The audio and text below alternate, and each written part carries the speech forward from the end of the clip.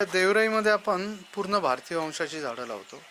त्याची एक साधारण नावं सांगा जी जी तुम्हाला आता सांगता येतील. तामण आहे, हां बकुळ आहे, हां आवळा एडा बेडा आहे, हं, मुचकुंद आहे, हां परत शिवण आहे, हां सीताशोक आहे, हां कांचन आहे. कांचन 2-3 प्रकार आहे. हं, गावठी आंबा आहे, हं, परत जांभूळ आहे, काही फळझाड आहेत. हं, त्याच्यामध्ये जवळ 25% फळझाड आहेत, 25% औषधी वनस्पती आहेत. हं, अर्जुन आहे, हं, बेरीमध्ये करवंद आहे, हां बोर आहे. ही सगळी आपल्याला याच्यामध्ये औषधी पण आहे, फळझाड पण आहेत, हं, हं, की ज्याचा फळझाडांचा उपयोग आपल्या खाण्यासाठी होऊ शकतो, औषधी वनस्पती उपयोग औषधासाठी होऊ शकतो. हं, हं, परत काही वेली आहे याच्यामध्ये, काही सुगंधी वेली पण आहेत, हं, हं. की जेणेकरून हे जे ते वातावरण आहे हे संपूर्ण आल्हाददायक आणि सुवासिक पण झालं पाहिजे. असं त्यात थोडंसं त्यात लँडस्केपची व्यवस्थित रचना केलेली आहे. बरोबर. एक नुसतं जंगल नसून ते एक मानवनिर्मित जंगल आहे. हं, हं, तर त्याच्यामध्ये आम्हाला सगळंच मिळेल. औषधी वनस्पती, फळझाडं मिळतील, हं, काही सुंदर फुलांचे सुवासिक पण मिळतील, काही वेली मिळतील, हं. काही गवतं आहेत, काही झुडपं आहेत. हं. त्याची अशी रचना केली की आम्हाला ते एकसारखं दिसलं पाहिजे. जी मध्ये जी झोपडी आम्ही ठेवलेली तिथं बसलो तर आम्हाला पूर्ण जंगल दिसलं पाहिजे. अच्छा. म्हणजे मोठी झाडं कडेला घेतलेली, लहान झाडं त्याच्या आतमध्ये, मग छोटी झोपड, मग ती झोपडी, मग वॉटरबॉडी, मग त्याच्याकडे निवेली, हं, हं. मग काही पाण्यातली झाडं, अशी ती एक सुंदर एक रचना केलेली की ते आपल्या आल्हाददायक वाटलं पाहिजे आणि तिथे हिंडता फिरता आलं पाहिजे आपल्याला. प्रत्येक झाड वाढलं पाहिजे हा त्याच्या मागचा नियम आहे. बरोबर.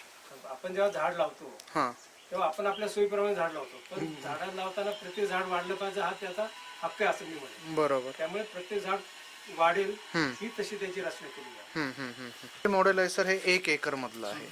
हेच आपण थोड्या कमी प्रमाणात करू शकतो का? कारण आता काय झालं आहे, उपनगरांनी पण आता शहरांचं रूप घेतलं आहे. जागा कमी होत चालल्या आहेत. तर आणि शहरातल्या लोकांना इच्छा आहे की बाबा झाडं असावी, निसर्गाचा बॅलन्स राहावा. तर यासाठी आपण 11 गुंठे, त्याच्यापेक्षा कमी 5 गुंठे, अगदी कमी 1 गुंठ्यामध्ये समजा कोणाला करायचं असेल, सोसायटीच्या काही ॲम्युनिटी स्पेस असतात आता शहरांमध्ये, तर त्या ठिकाणी होऊ शकतं का आणि कशा प्रकारे होऊ शकतं? आता हे बघा, आपण जरी म्हणलं देवराई 1 एकरमध्ये आहे, पण हे अर्ध्या एकरमध्ये होऊ शकते. कारण 1 एकरमध्ये प्रत्येकी 4 स्पेसीस लावतो आपण. बरोबर. एका स्पेसीस 4 झाडांचे. हां अर्धा एकर असलं तर 2 लावू शकतो, 10 गुंठे असलं तर 1 लावू शकतो. बरोबर. म्हणजे 10 गुंठ्यात पण होऊ शकतो. हो.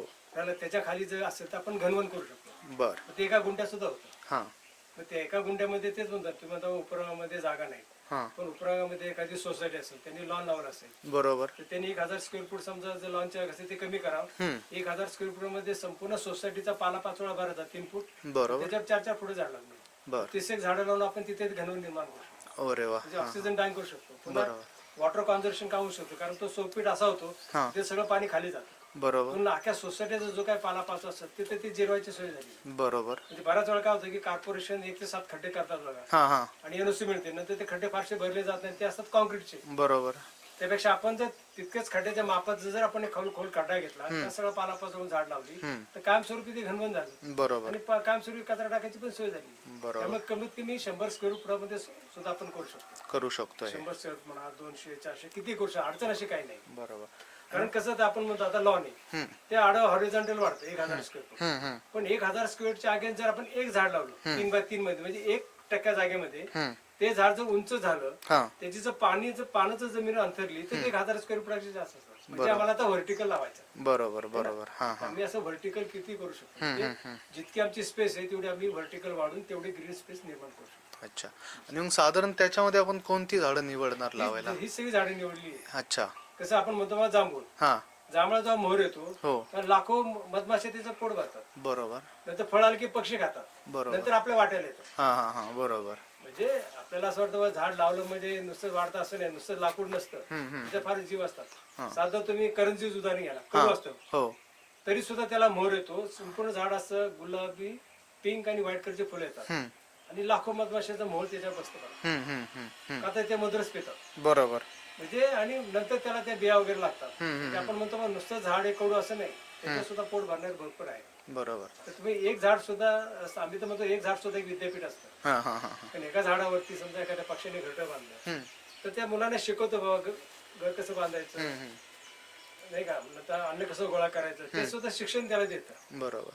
म्हणजे एका झाडात सुद्धा तेवढं महत्व. आणि परवा माझ्यामध्ये कोट वाचण्यात आला परवा, की हर्मन हेसे म्हणून जो आहे त्याला नोबेल प्राइज मिळालं हा. 1946 साली. त्यांनी असं म्हटलं की एक परिपूर्ण सुंदर वृक्षात जगात दुसरा असं काहीच नाही. बरोबर. परिपूर्ण जे वृक्ष चांगला वाढलेला हा हा. त्याच्या इतकं सुंदर जगात काहीच जगात काहीच नाही. नाही. 1946 साली म्हणून. खरं आहे. पुन्हा संत तुकाराम म्हटलेले किंवा वृक्षवल्ली आम्हाला म्हणजे आपल्याला इतक्या लोकांनी सांगत आलेले की त्यांचं मत आहे. पण दुर्दैवाने ते आचरणात आलं नाही. हा देवराय मी जे आता वर्षभर आमचा जो 10 वर्ष काम चालू आहे, आता देवराय शब्द अख्ख्या महाराष्ट्राच्या कानाकोपऱ्यात पोहोचलेला आहे. बरोबर. की देवराय म्हणजे काय म्हणतो लोक आमच्याकडे येतात देवराय. बरोबर. 400 देवराय त्याचमुळे झाले. हो हो हो. बरोबर.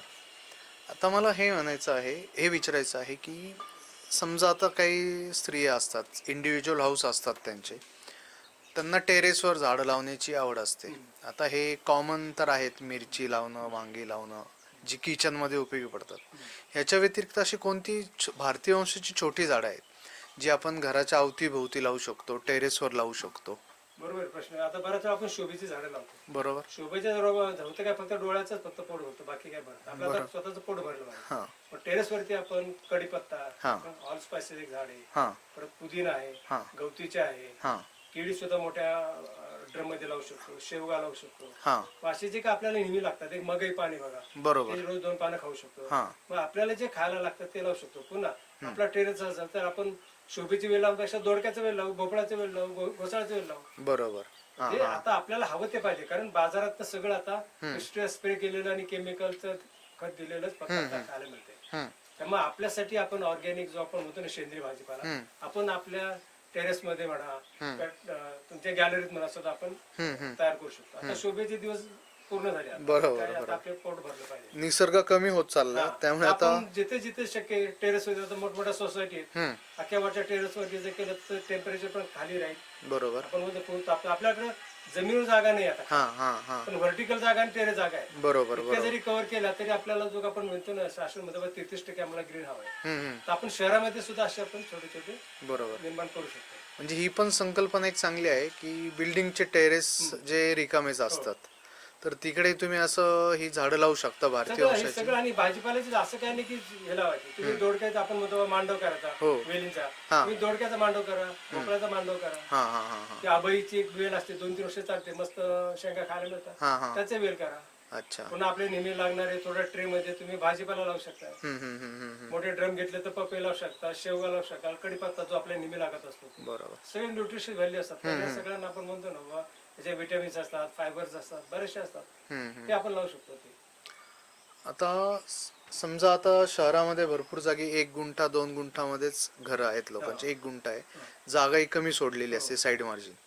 तर त्या ठिकाणी समजा 1 घर 1 झाड असं जर लावायची संकल्पना आपल्याला रुजू करायची असेल तर ते कोणती झाडं अशी आहेत की जी आपण लावू शकतो की जी बिल्डिंगलाही हानी नाही पोहोचवणार, एक मध्यम दर्जाची वाढ असते त्यांची, आणि ज्यांनी आपलं निसर्गाचे बॅलन्स राखण्यात मदत होईल, अशी कोणती झाडं तुम्ही सुचवता? त्याच्यामध्ये एक महाराष्ट्र राजपुष्य तांबडी, हां. मिडियम साईज वाटतो, गुलाबी सुंदर फुल येतात. बर बर. दुसरा एक बहाव आहे, हां. त्याला पिवळ्या फुलांचे घोस येतात. हो बरोबर. एक नेवर आहे, त्याला जांभळ्या फुलांचे घोस येतात. हां या झाडं छोटीच असतात, 10-12-15 फूट वाढणे असतात, बिल्डिंगला त्रास देत नाही, आणि आपल्या घरा लोकांना वाटतं की आमच्या घरात झाडं सावली नको, बरोबर. मिडियम साईज असते, तर ही झाडं आपण लावू शकतो. अच्छा. तर या पुन्हा प्रकार दुसरं हां. आपण वेली लावू शकतो. हो. हां थोडीशी एका साईडला लावायचं आणि त्याला अख्या बिल्डिंगवर सोडून टाकायचं. बरोबर. एखादी गुंठा जागा तुम्ही म्हणता बरोबर आहे, हम्म. साईडला खांब लावायचा, तिथे वेल सोडायचा, संपूर्ण आपल्या बिल्डिंग घरावरती सोडून द्यायचा. पण असं काही नाही की बाबा मला खाली जागा नाही, मग काय आम्ही तर म्हणतो की झाड लावायला किंवा वेल जागा हा विषयच नाही. बरोबर. जिथे माणूस आहे घरामध्ये तर पृथ्वीवर पहिले ते आले, माणूस सगळ्या शेवटी आलेला आहे, बरोबर. आणि तो सगळ्याचा मालक झालेला आहे. विषय आम्ही तर काय म्हणतो की आता मूळ मालकाला जमीन परत करायची, बरोबर. आपल्या नावाचा साधा आपल्या नावाच ठेवायचा, मूळ मालकाला जमीन परत करायची. बरोबर. कशा तर त्यांची झाडं म्हणते, ते म्हणत नाही की 7-12 आमच्या नावा करा, ते म्हणतात फक्त तुम्ही आम्हाला लावा आणि जागवा.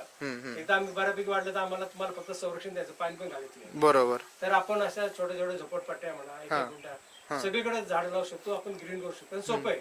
त्याचं 1 गुंठ्याचं म्हणता, 1 गुंठ्याचं जमीन घेतली, ते जवळजवळ 75% बांधतात, वरती त्यांना तेवढी जागा तयार झाली ना, तर तेवढं वरती 75% वरती तुम्ही तुमचे लागणारे लावा भाजीपाला. बरोबर. बरोबर.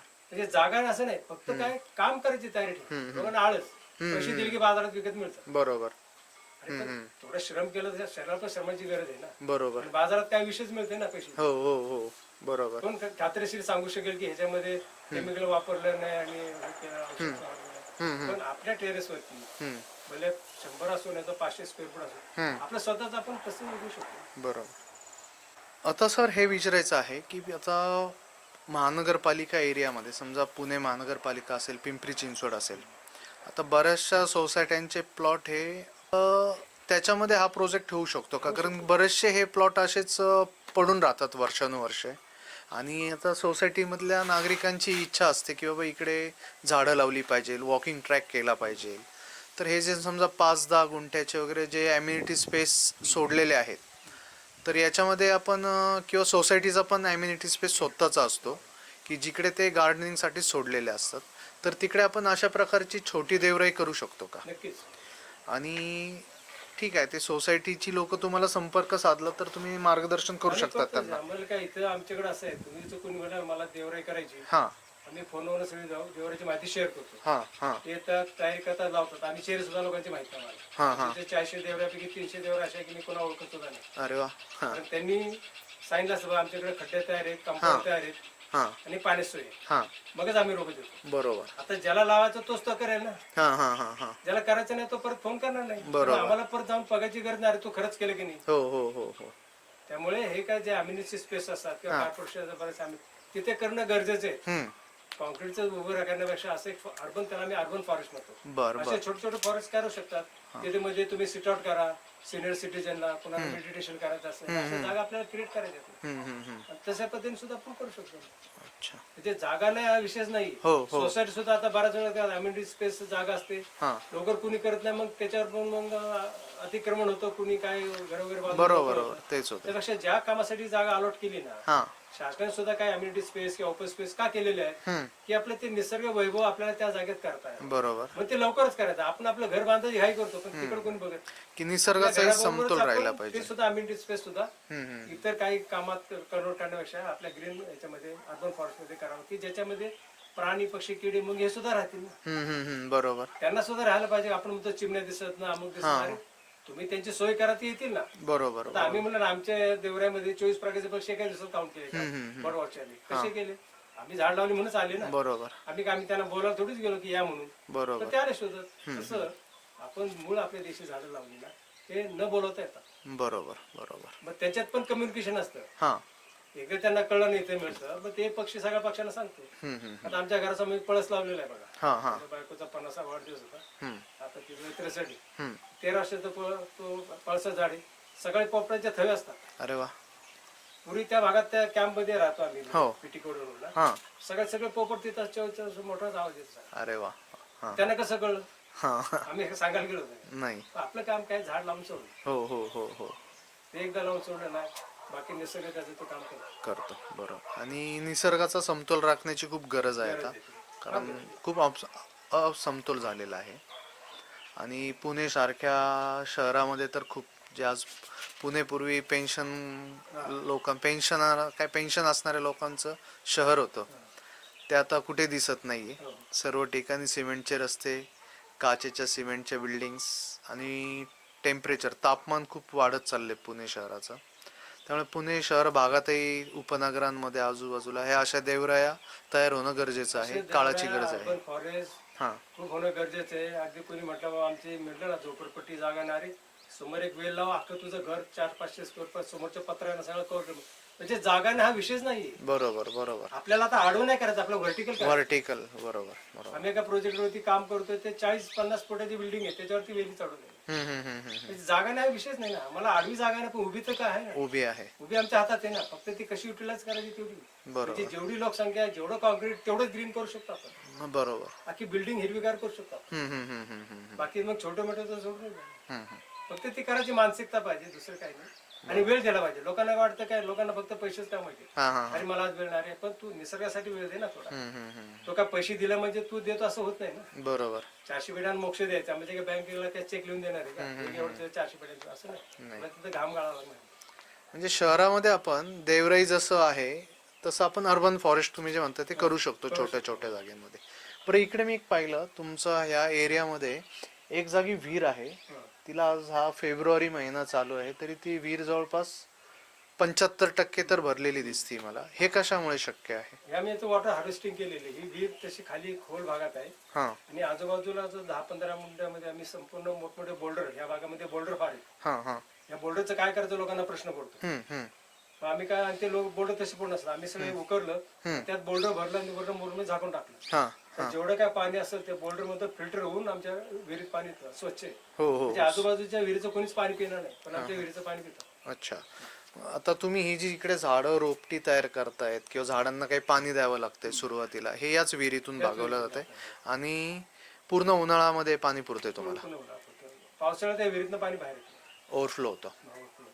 म्हणजे विहीर करताना तुम्ही तुमची जी जागा आहे त्याचा उताराचा भाग शोधला पाहिजे. मी तर डोळ्यानेच पाहिलं, इथे येऊ शकतं. हा शोधलं तर ते आलं, मग जेसीबीने उकरला आधी, हा. नंतर थोडस मग प्लास्टिक करून हे केलं. अच्छा अच्छा, चालेल, ठीक आहे. तुमचा संपर्क क्रमांक मी देईलच व्हिडिओमध्ये. ज्या कोणाला माहिती हवी असेल किंवा इकडे व्हिजिट द्यायची असेल ते तुमच्याशी संपर्क करतील हो. आणि इथे या आलं ठिकाणी की संपूर्ण माहिती सगळी मिळते. हा इव्हन शाळा सुद्धा येतात, मुलं येतात, हा रोपं कशी तयार करायची, झाडं कशी ओळखायची, वर्कशॉप पण असतात. संपूर्ण माहिती. आम्ही आता ॲग्रो टुरिझम पण सुरू केलेली. अरे वा. इकडे आले की, इथं आलं की लोकांच्या मनात त्या झाड उगवून बाहेर गेला पाहिजे. आता तुम्ही हे जे ॲग्रो टुरिझम केलं आहे ह्याचं एक काय कन्सेप्ट काय किंवा काय याचं? इकडे आले की लोकांना याची सगळी माहिती मिळाली. मी म्हटलं गेटच्या आतमध्ये आले की सगळ्या वनस्पती त्याची माहिती लागलेली. इकडे पुढे आले की मग रोपं कशी तयार करायची, बी कसं ओळखायचं, हे ना.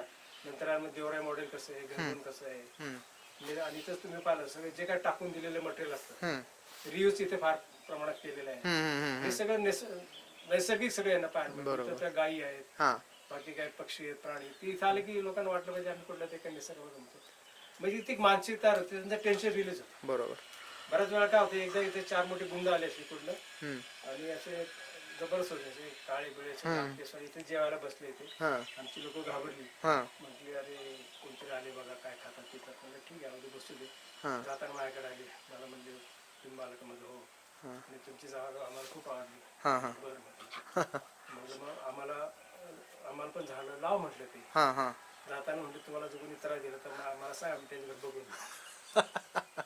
म्हणजे कसा फरक पडतो. बरोबर. जरी माणूस आला तर झाडाच्या सानिध्यामध्ये शांतच होतो. शांत मानसिक शांती मिळते, पॉझिटिव्ह विचार आणि चांगले विचार सुचतात. म्हणून आम्ही इथे यावं, लोकांनी रिलॅक्स व्हावं, निसर्ग उपभोग घ्यावा. आणि जाताना झाडं विनामूल्य मिळतात, जाताना रुपये घेऊन जायचे. अरे वा. बाय डिफॉल्ट रुपये मिळतात. तुम्ही सुद्धा जाताना न्यायचे तुम्हाला, हाताने द्यायचं. ही आपल्याला आणि सेवा आहे निसर्ग. हो. निसर्ग आपली सेवा करतो, आपण थोडी तरी त्याला केली पाहिजे. बरोबर. म्हणजे ॲग्रो टुरिझमला इकडे आता येऊ शकतात का लोक? हो, येतात. त्याची काय आहे प्रोसेस? ते घरचे बघतात सगळे. अच्छा, ते कॉन्टॅक्ट करू शकतात. सर, मला एकदा तुमचं नाव आणि एक हे मोबाईल नंबर सांगा की जेणेकरून ज्या लोकांना यायचं आहे ते तुमच्याशी संपर्क करून या ठिकाणी येतील. माझं नाव रघुनाथ मारुती ढोले. मोबाईलवर 98-222 45-6-45. ओके. आणि पत्नीचा नंबर आहे विना ढोले, 98-222 15-955. ओके. शक्यतो विना ढोले यांनाच फोन करा, म्हणजे ते पाहतात तिकडे सगळं. म्हणजे जे टुरिझमचा जो पार्ट आहे तो ते बघतात. ओके. आणि मी बाकी, कारण मी बराचसा बाहेर असतो, जंगलामध्ये भटकंती असते, तिकडे बी आणणं. आता काय मागच्या आठवड्यातच मी कन्नूरला होतो, त्याच्या मागे भोपाळला होतो. म्हणजे अशी जंगल पाहत असतो आणि तिकडचे जे काय असेल इकॉलॉजिकल स्टडी करणे, झाडं ओळखणे वगैरे, ते काम करतो की जेणेकरून आपल्याला देवरामध्ये अजून कशी भर टाकता येईल. मी नोकरी केली 20 वर्ष. कुठे? गॅझेटेड ऑफिस मध्ये, फॉरेन्सिक सायन्स मध्ये. म्हणजे मी MSc केलं, फिजिकल केमिस्ट्री. राहायला पुण्यामध्ये घोरपडी वाड्या कॉलेजमध्ये मी MSc केली. नंतर चतुर्शिंगीचं फॉरेन्सिक सायन्स लॅब आहे, 20 वर्ष नोकरी केली. 20 वर्ष केली, मी व्हॉलंटरी घेतली, मला झाडांची आवड होती. बरोबर. नंतर मी गार्डन डेव्हलपमेंटचा व्यवसाय सुरू केला. तिकडनं तुम्हाला फायदा होतो, तुम्ही ते झाडामध्ये रोप वाटण्यामध्ये कन्वर्ट करतो. अच्छा. मला तशी गरज काही नाही, म्हणजे पैशाची, कारण मला पेन्शन आहे, बायकोला पेन्शन आहे, ती कॅनरा बँकेत नोकरी होती. आम्ही आमच्या गरजा कमी ठेवलेल्या. बरोबर. आम्हाला फार काय लागत नाही. आमचे पेन्शनचे राहिलेले पैशाचा काय करायचा प्रश्न पडतो. पण काम खूप वाढत चालले, लोकांना खूप लोक वाढायची, मग तो व्यवसाय करायचा. बरोबर. त्यामुळे मी जर पुढे असेल तर व्यवसाय ठिकाणी, गार्डनच्या ठिकाणी, नाही तर कुठल्या तरी जंगलात ना ते नर्सरी, 3 जागा, 4थी जागा माझ्याकडे. अच्छा. म्हणजे थोडक्यात जे निसर्गाला आणि समाजाला देणं असतं प्रत्येक माणसाचं, ते सध्या तुम्ही करताय. देणं ते तर आहेच आहे देणे, आणि लोक म्हणतात सामाजिक काम, पण मला हे विश्वास नाही. कारण जगात असं कोणच माणूस नाही की तो सामाजिक काम करू शकतो. कारण बरोबर. प्रत्येक जण देणं लागतो. बरोबर. जेव्हा तुम्ही देणं पूर्ण करताल हम्म. मग तुमचं सामाजिक काम सुरू होईल. बरोबर बरोबर. कारण प्रत्येक जण आहे, प्रत्येक समाजामध्ये प्रत्येक क्षेत्रामध्ये आपण देणंच लागतो. हो हो हो. आणि 400 पिढ्यांचं देणं लागतं. बरोबर बरोबर. ते जेव्हा देऊ हा हा. सगळं संपेल मग म्हणायचं आम्ही सामाजिक काम करतो. मला नेहमी असं वाटतं की इतकी झाडं तुटली की आपण सगळी झाडं जर परत लावली आणि मग आता शोधणार मी झाड कुठे लावू, त्यावेळेला आपलं काम सुरू होणार आहे. बरोबर बरोबर. आता बॅक टू नेचर आहे सगळं. जे घेतलं ते परत करायचं. परत त्यामुळे करायचंय. आपण खूप करतो काय विशेष राहत नाही. म्हणजे देणं परत करायचं ते फार मोठं होत जाईल. ओके, धन्यवाद सर, तुम्ही वेळ दिला, एवढी माहिती दिली त्याबद्दल. आणि लोक तुम्हाला संपर्क करतीलच आता. आणि ठीक आहे, निसर्गाचा समतोल राखण्यासाठी या सर्व गोष्टींचा फायदा होईल तुमच्या मार्फत. धन्यवाद.